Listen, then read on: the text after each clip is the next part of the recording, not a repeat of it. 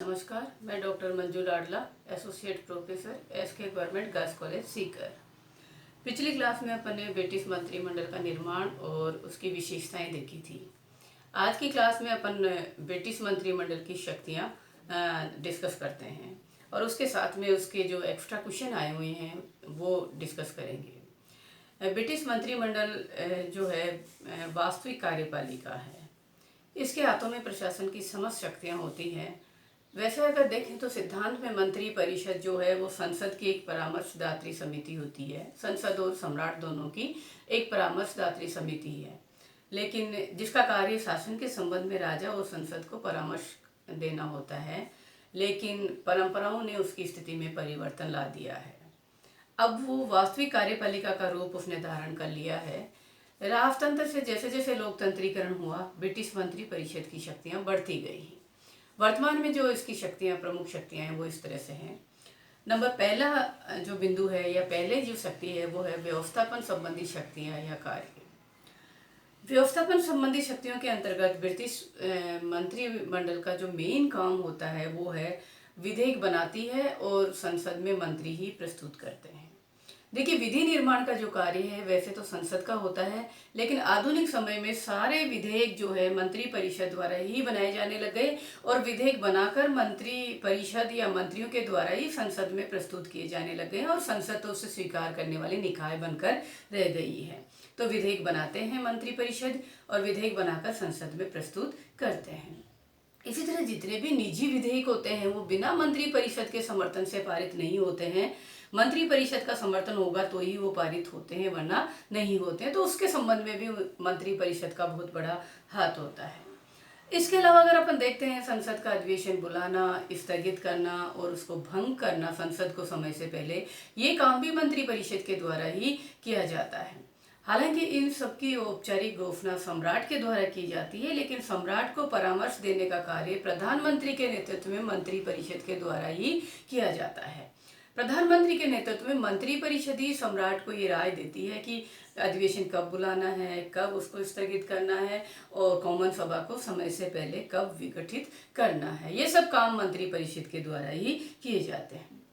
इसी तरह अगर अपन देखते हैं संसद का जो प्रथम अधिवेशन होता है उसमें सम्राट के द्वारा एक भाषण पढ़ा जाता है सर, जिसको हम संप्रभु का भाषण कहते हैं। उस भाषण को बनाने का काम भी मंत्री परिषद के द्वारा ही किया जाता है। वो तैयार करके देती है और सम्राट तो केवल उसको रीड करता है या उसको पढ़ता है। इसी तरह सहपरिषद आदेश जारी करती है।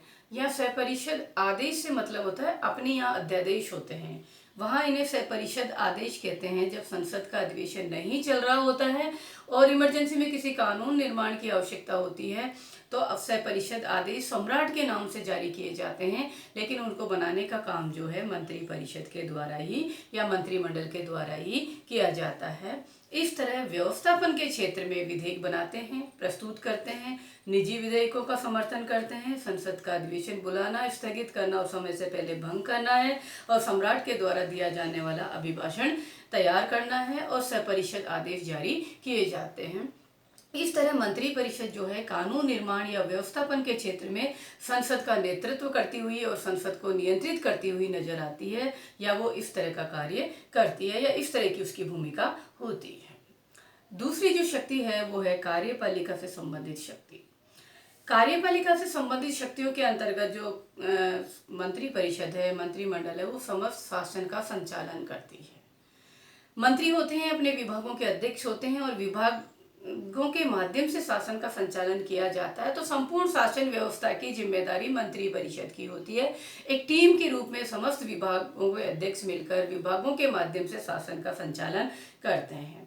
तो देश के शासन चलाना या शासन का संचालन करना मंत्री परिषद का प्रमुख कार्य होता है। दूसरा जो मेन काम कार्यपालिका के अंतर्गत वो करती है वो होती है नीति निर्धारण करना। जितनी भी नीति निर्धारित की जाती है देश की, मंत्रिमंडल के माध्यम से ही की जाती है। मंत्रिमंडल बैठकों में नीति निर्धारण करने का कार्य करती है। इसी तरह जितनी भी नियुक्तियां होती हैं वो सारी सम्राट के द्वारा की जाती है, लेकिन परामर्श जो है मंत्री परिषद और प्रधानमंत्री का होता है।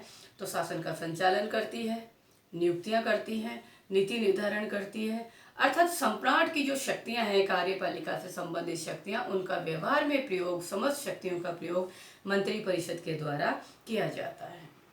तीसरा जो मेन काम, जो मुख्य इसकी शक्ति है या कार्य है, वो है प्रदत्त विधान के अंतर्गत विधि निर्माण करना। संसद जो कानून बनाती है उसमें मोटी रूपरेखा निर्धारित कर देती है। उसके पीछे बहुत सारे कारण होते हैं। संसद सदस्य विशेषज्ञ नहीं होते हैं या समय का अभाव होता है, वो केवल सत्र में ही कार्य करती है। बहुत सारे कारण हैं जिनकी वजह से वो ऐसा करती है। तो मोटी रूपरेखा बना देती है और बाकी नियम और उसके ऊपर कानून बनाने का अधिकार कार्यपालिका या मंत्रिपरिषद को दे देती है। उसे कहते हैं प्रदत्त विधान। तो प्रत्यायोजित विधान या प्रदत्त विधान के अंतर्गत नियम या उपनियम बनाने का कार्य भी मंत्रिपरिषद के द्वारा किया जाता है। चौथा जो इसका कार्य है वो है समन्वयकारी शक्तियाँ या कार्य। देखिए, विभागों के बीच में समन्वय स्थापित करने का कार्य भी मंत्रिपरिषद करती है। ये हम बार बार कह रहे हैं कि टीम के रूप में काम करती है मंत्रिपरिषद, सामूहिक उत्तरदायित्व इनका होता है। तो अगर एक विभाग या एक मंत्री की गलती होती है तो पूरी गवर्नमेंट गिर सकती है या अविश्वास प्रस्ताव लाया जा सकता है। तो टीम के रूप में कार्य करने की वजह से प्रशासन में समन्वय बनाए रखने का काम भी मंत्रिपरिषद का होता है। विभिन्न विभागों में समन्वय बनाए रखती है। विभिन्न मंत्रियों के बीच में अगर कोई मतभेद हो तो उन्हें भी दूर करने का कार्य किया जाता है। पांचवा इसका कार्य है वित्तीय शक्तियां या वित्त से संबंधित कार्य। वित्तीय शक्तियों के अंतर्गत मेन जो काम होता है बजट निर्माण होता है। वित्तीय आय व्यय लेखा जोखा जिसे हम बजट कहते हैं वो बनाते हैं और संसद में प्रस्तुत करते हैं और उसे पारित भी करवाते हैं। बजट के अंतर्गत कौन से कर लगाए जाने हैं, कौन सी छूट दिए जानी है, आय या व्यय के कौन से नए तरीके अपनाए जाने हैं, ये सब उसमें निर्धारण किया जाता है और ये मंत्रिपरिषद के द्वारा ही किया जाता है। दूसरा जो वित्तीय कार्य होता है वो है ऋण से संबंधित। अगर देश को किसी दूसरे देश से ऋण लेना है या इस अपने देश के द्वारा किसी दूसरे देश को ऋण दिया जाना है, इस बात का निर्धारण भी मंत्रिपरिषद के द्वारा ही किया जाता है। इसके अलावा होता है संचित निधि एवं आकस्मिक निधि का निर्धारण भी मंत्रिपरिषद के द्वारा किया जाता है कि संचित निधि में कितना रखा जाएगा, आकस्मिक निधि में कितना रखा जाएगा और कौन कौन से मद इस संचित या आकस्मिक निधि में डाले जाएंगे, ये निर्धारण भी उसके द्वारा ही किया जाता है। छठवां इसका मेन कार्य होता है न्याय संबंधी कार्य। न्याय संबंधी शक्तियों के अंतर्गत मेन जो काम होता है वो होता है कि सम्राट किसी व्यक्ति की सजा को कम, स्थगित या माफ करने का अधिकार होता है सम्राट को, लेकिन वो कार्य सम्राट गृह मंत्री की सिफारिश के आधार पर करता है और गृह मंत्री मंत्रिपरिषद का सदस्य होता है। इसी तरह अगर अपन कहें कि सम्राट न्यायाधीशों की नियुक्ति करता है, लेकिन न्यायाधीशों की नियुक्ति के संबंध में भी प्रधानमंत्री और मंत्रिपरिषद के परामर्श के आधार पर करता है। तो गृह मंत्री की सिफारिश के आधार पर क्षमादान की शक्ति का इस्तेमाल किया जाता है और न्यायाधीशों की नियुक्ति का कार्य भी मंत्रिपरिषद के परामर्श के आधार पर किया जाता है। तो ये न्याय संबंधी कार्य भी करती है। इसके अलावा कुछ अन्य कार्य भी होते हैं जो मंत्रिपरिषद करती है, जैसे फॉर एग्जाम्पल उपाधियों का वितरण। उपाधियों का वितरण या सम्मानजनक जो उपाधियां दी जाती हैं, विद्या संबंधी उपाधियां दी जाती हैं, जो देता तो सम्राट है लेकिन उसकी सिफारिश जो है या उसका परामर्श है मंत्रिपरिषद का होता है। इसी तरह एक कॉमन सभा को समय से पहले भंग किया जाना, ये भी प्रधानमंत्री या मंत्रिपरिषद की सिफारिश के आधार पर किया जाता है। इसी तरह अगर देश पे कोई आकस्मिक समस्या है, कोई युद्ध है, कोई प्राकृतिक आपदा है, तो उसका निवारण या उसका समाधान भी मंत्रिपरिषद के द्वारा ही किया जाता है। इस तरह मंत्रिपरिषद की एक शक्तियां हैं वो विस्तृत है और ये कोई अंतिम सूची नहीं है। धीरे धीरे मंत्रिपरिषद की शक्तियां बढ़ती जा रही है। अब हम दूसरे टॉपिक पे चलते हैं अपना मंत्रिपरिषद से संबंधित ही। एक एग्जाम में क्वेश्चन आया हुआ आता है, ब्रिटिश मंत्रिमंडल के प्रकार बताइए। हालांकि ये छोटा क्वेश्चन ही आता है। अगर अपन इस क्वेश्चन पर डिस्कस करते हैं या इस टॉपिक को लेते हैं कि मंत्रिपरिषद के प्रकार या रूप, ब्रिटेन में 4 तरह के मंत्रिपरिषद पाए जाते हैं या बने हुए हैं आज तक के इतिहास में। 4 तरह के में पहला जो प्रकार होता है वो होता है साझा मंत्रिमंडल। साझा मंत्रिमंडल जैसे नाम से स्पष्ट है, मिला जुला मंत्रिमंडल होता है। ये तब होता है जब कोई स्पष्ट बहुमत नहीं मिलता है या कोई ऐसी परिस्थितियां आ जाती हैं, तो वहाँ साझा मंत्रिमंडल भी बनाए गए हैं। 1931 में और 1940-45 में 2 बार वहाँ पर साझा मंत्रिमंडल बनाए गए हैं, जिसमें विभिन्न दलों के व्यक्तियों को मिलाकर मंत्रिमंडल का निर्माण किया गया है। तो मिला जुला या साझा मंत्रिमंडल होता है। दूसरा होता है युद्ध मंत्रिमंडल। अगर देश पे कोई युद्ध है या आक्रमण है या इस तरह की कोई संभावना है तो उस समय युद्ध में तीव्र गति से निर्णय लेने की जरूरत होती है। तो ऐसे समय में भी एक युद्ध मंत्रिमंडल बनाया गया है। 1916 में, 1916 में और 1940 में 2 बार ऐसा वहाँ बनाया गया है कि युद्ध के लिए एक अलग से मंत्रिमंडल बनाया और युद्ध समाप्त होने के बाद उसको समाप्त कर दिया जाता है। तो युद्ध से निपटने के लिए या युद्ध का सामना करने के लिए, उसमें तीव्र गति से निर्णय लेने के लिए युद्ध मंत्रिमंडल का निर्माण भी वहाँ किया गया है। एक और होता है आंतरिक मंत्रिमंडल। इसका मतलब होता है कि जो सम्राट है वो सबसे परामर्श नहीं लेकर, अब 3-4 व्यक्ति कोई खास हो सकते हैं सम्राट के मंत्रिमंडल में के अंदर भी, मंत्रिमंडल के अंदर भी 3-4 व्यक्ति ऐसे हो सकते हैं जो सम्राट की दृष्टि से महत्वपूर्ण होते हैं या प्रधानमंत्री की दृष्टि से महत्वपूर्ण हो सकते हैं। तो प्रधानमंत्री उन्हीं के परामर्श से कार्य करता है, तो वो कहलाता है आंतरिक मंत्रिमंडल। अनौपचारिक संस्था है ये। और एक होता है, चौथा जो प्रकार होता है वो होता है छाया मंत्रिमंडल। ये ब्रिटेन की खास विशेषता है।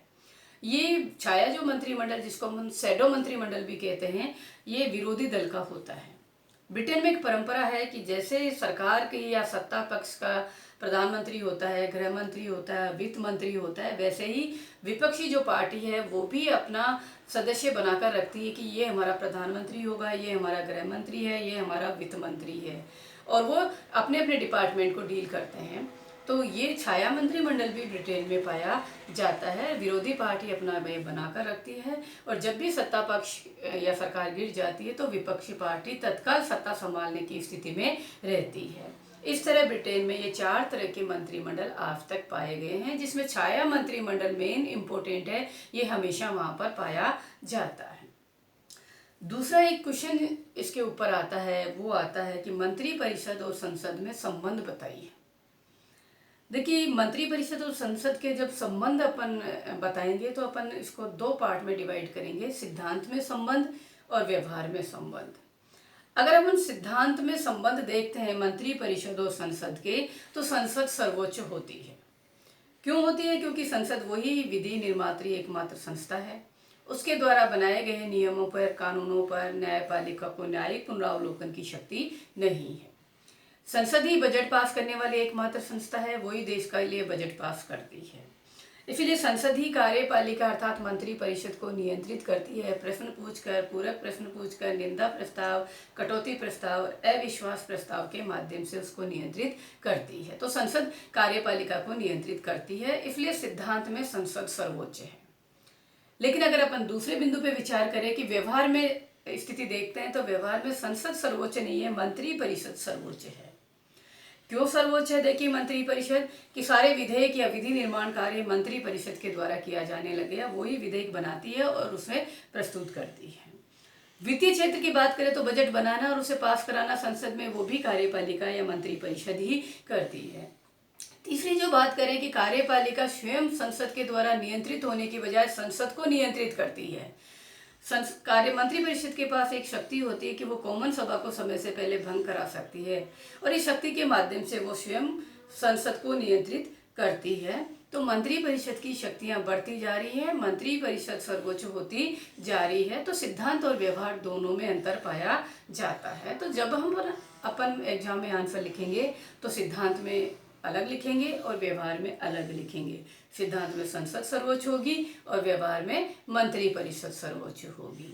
आज की क्लास में बस इतना ही। धन्यवाद। नमस्कार।